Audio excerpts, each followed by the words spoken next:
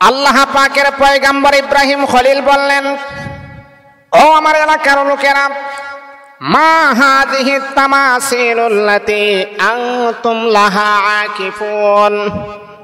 ও আমার এলাকার লোকেরা, তোমাদেরকে আমি দেখতে পাইলাম নিজের হাতে তোমরা কাদা মাটি দ্বারা তোমরা মূর্তি বানাও, নিজের হাতে তোমরা রং করো, নিজের হাতে তার অঙ্গ প্রত্যঙ্গ তোমরা বানাও, তার পা বানাও, তার হাত বানাও, তার শরীর বানাও, তার জবান বানাও, তার মুখ বানাও, তার দাঁত বানাও, তার চোখ বানাও।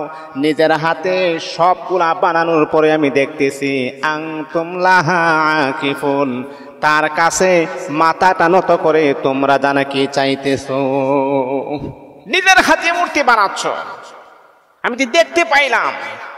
তোমরা নিজের হাতে হাত পা মাটি দ্বারা সবকিছু বানানোর পরে আমি দেখতেছি তোমরা মাথা নত করে তোমরা জানে কি বলো, হুম নমো ভগবতী বাসুদে, কি যেন তোমরা পড়ো, এমনটা আমি দেখতেছি। এলাকার লোকদেরকে যখন বললেন, আমি দেখতে পাইলাম নিজের হাতে তোমরা মূর্তিগুলা বানাচ্ছ, তারপরে তোমরা তোমাদের মাথাটাকে নত করে দিচ্ছ, কারণটা কি? তখন এলাকার লোকেরা বলতেছেন, ক্বালু বাল ওয়াজাদনা আবাআনা লাহা আবিদিন। ও পয়গম্বর খলিল, ঠিক আছে, তুমি যা দেখতেছ অবশ্যই অবশ্যই তা বাস্তবে দেখেছ। ও পয়গম্বর ইব্রাহিম খলিল, আপনি জানেননি আমাদের বাপ দাদাদেরকে আমরা জন্মের পরে আমরা দেখেছি এমনটা করতে। আবাআনা লাহা, আমাদের বাপ দাদা 14 গোষ্ঠীদেরকে আমরা দেখেছি তারা মূর্তির সামনে দাঁড়িয়ে মাথাটা নত করে দিয়েছেন। বাপ দাদাদেরকে দেখে দেখে আমরাও শিক্ষা অর্জন করেছি, এই জন্যে মাথা নত করে দেই। আমাদের বাপ দাদাদেরকে এমন অবস্থা আমরা দেখেছি, এই জন্য আমরাও করি। পয়গম্বর ইব্রাহিম তখন তাদেরকে বললেন, লাকাদ কুনতুম আনতুম ওয়া আবাউকুম ফি দালালিম মুবিন। আহা, তোমার বাপ দাদাও ধ্বংস, তোমরাও ধ্বংস। তোমাদের বাপ দাদা পথভ্রষ্ট ছিল, তোমরা প্রকাশ্যভাবে তোমরা পথভ্রষ্ট হয়ে গেছো। বাপ দাদা যা করে তাই করতে হবে। বাপ দাদা আগে জিনাহের কাজ করেছেন, আগে অন্যায় করেছেন, লুটতারাজ করেছেন, দাঙ্গা হাঙ্গামা করেছেন, মারামারি করেছেন, এই জন্য কি আপনিও করবেন? না, বাপ দাদা যা করে তা কখনোই করা যাবে না। আল্লাহর হাবিব বিশ্বনবী বললেন, লাকাদ কুনতুম আনতুম ওয়া আবাউকুম ফি দালালিম মুবিন। তোমাদের বাপ দাদারা যেমন করে ধ্বংস হয়ে গেছে, তোমরাও ধ্বংস হয়ে গেছো। তোমাদের বাপ দাদারা খাইসিয়ত তোমরা বাদ দিতে হবে। তোমাদের বাপ দাদার অভ্যাসগুলাকে তোমাদের পরিহার করতে হবে। আর যদি বাপ দাদার অভ্যাসগুলাকে না ছাড়তে পারো, তাহলে তোমরাও ধ্বংস, তোমাদের বাপ দাদারও ধ্বংস হয়ে গেছে। এবার এরার বড় পূজার একটা মৌসুম চলে আসছে, পূজার অনুষ্ঠান চলে আসছে। পূজার অনুষ্ঠান যেহেতু চলে আসছে, তখন তারা আল্লাহ তাআলার খলিল ইব্রাহিমকে বলেন, ইব্রাহিম তুমি আমাদের সাথে আমাদের পূজার অনুষ্ঠানে চলো। আচ্ছা বলেন, একজন নবীকে যদি বলে আমার পূজার অনুষ্ঠানে চলে, একজন নবী কি যাবে? কি বলেন আপনারা? এই কথা বলার পরে ইব্রাহিম আলাইহিস সালাতু ওয়াস সালাম আকাশের দিকে তাকিয়ে বলতেছেন, ফানাযারা নাযরাতান ফিন নুজুম ফাকালা ইন্নী সাকিম। আল্লাহ তাআলার খলিল ইব্রাহিম বললেন, আমি অসুস্থ, আমি যেতে পারবো না। ফাকালা ইন্নী সাকিম, আমি অসুস্থ, আমি যেতে পারবো না। আসলে তিনি অসুস্থ না, আসলে তিনি সুস্থ, অসুস্থ না। তাহলে কি একজন পয়গাম্বর মিথ্যা কথা বলে? তাফসীরকারকরা লেখেন, ইব্রাহিম আলাইহিস সালাতু ওয়াস সালাম কোনো অসুস্থতা ছিলেন না, একদম পরিপূর্ণ অসুস্থ ছিলেন। তারপর তিনি কেন বললেন আমি অসুস্থ? তিনি এই কথাটা কেন বললেন? তাফসিরে মারিফুল কুরআন, তাফসিরে রুহুল মানি, বিভিন্ন গ্রন্থের ভিতরে উল্লেখ আছে আল্লাহ তাআলার খলিল ইব্রাহিম তার চতুর্দিকে তার বাপ দাদা 14 গোষ্ঠীরা মূর্তি পূজা করে। এমন মূর্তি পূজার দৃশ্য দেখে একজন নবী কখনো সুস্থ থাকতে পারে না। অসুস্থতা হচ্ছে দুই প্রকার, একটা হচ্ছে শারীরিক আর একটা হচ্ছে মানসিক। একজন নবী এমন অবস্থা দেখার পরে কখনো সে মানসিকভাবে সুস্থ থাকতে পারে না, সেই জন্য তিনি বলছেন আমি অসুস্থ।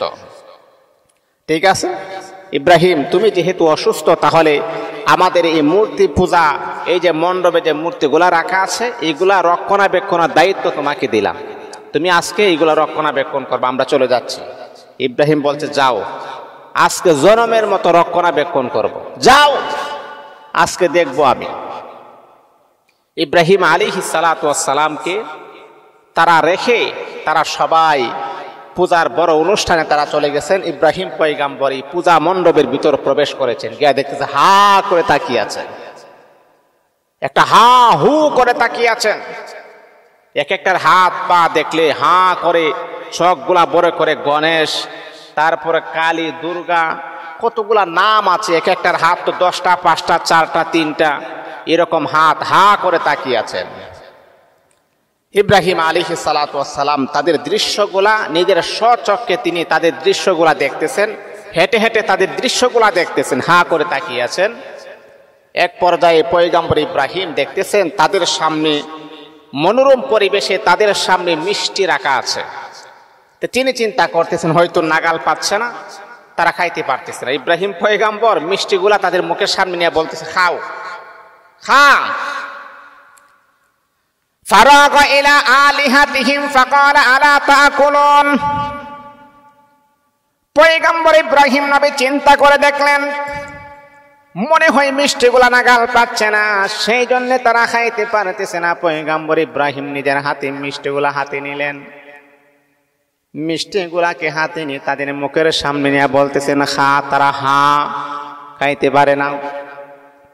ইব্রাহিম পয়গম্বর বলেন তোমরা খাও, তারা খাইতে পারে না। ফাকালা আলা তাকুলুন, খা, তারা খাইতে পারে না। মালাকুম লা তানতিকুন, খাইতেও পারে না, কথাও বলে না। যেমন ধরেন আপনার সন্তান যদি বলে বাবা আমাকে চিপস দাও, আপনি চিপস কিনে দিলেন, চিপস কিনে দেওয়ার পরে যদি আপনার সন্তানকে আপনি খুলে বললেন খাও, আপনার সন্তানে খাও না, কথাও বলে না। খা, হ্যাঁ কোনো কথা নাই, আরে খা কোনো কথা নাই, তাহলে কি করবেন আপনি? ফারাগা আলাইহিম দারবাম বিল ইয়ামিন। পয়গম্বর ইব্রাহিম যখন বারংবার যখন বললেন খা, তারা কোনো কথা বলে না, সেই জন্য পয়গম্বর ইব্রাহিম ডান হাত দ্বারা তাদেরকে আঘাত করা শুরু করলেন। মারতে মারতে এমনকি চূর্ণ বিচূর্ণ করে দিলেন। সামনে একটা কোরাল পাওয়া গেছে, আবার কোরাল দ্বারা আঘাত করলেন। এক একজন নবীর হাতে আল্লাহ পাক রব্বুল আলামিন জান্নাতে 40 জন যুবকের শক্তি আমার আল্লাহ দান করে দিয়েছে।